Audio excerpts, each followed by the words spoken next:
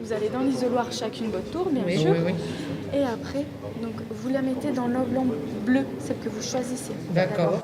Le dispositif est inédit. Pour la première fois, tous les détenus français peuvent voter depuis leur prison. À ce que 20 femmes se sont inscrites sur les listes, conscientes de l'importance du scrutin.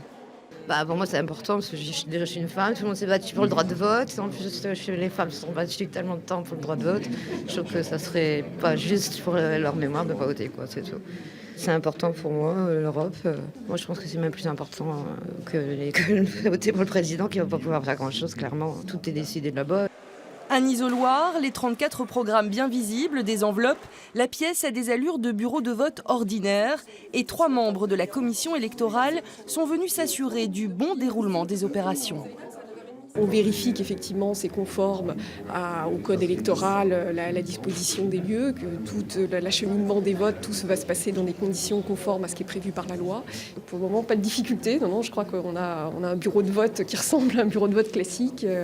Avant, il fallait demander une permission de sortie ou une procuration. Résultat, seul 1% de la population carcérale exerçait son droit de vote. Comment est-ce que vous êtes informé sur les différentes listes? Au débat qu'on a eu ici en détention avec la directrice, tout ça. Et moi, en fait, je vote au pif, là. On sent que certaines personnes ont l'habitude de voter. Donc dans ce cas-là, voilà, même la procédure, ils connaissent bien. D'autres personnes sont un petit peu perdues en regardant les flyers, même sur la procédure, passer par l'isoloir. Pour certains, c'est une première.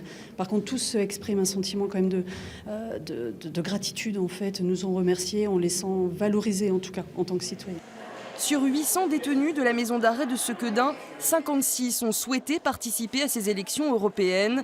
Leurs votes seront dépouillés dimanche à Paris.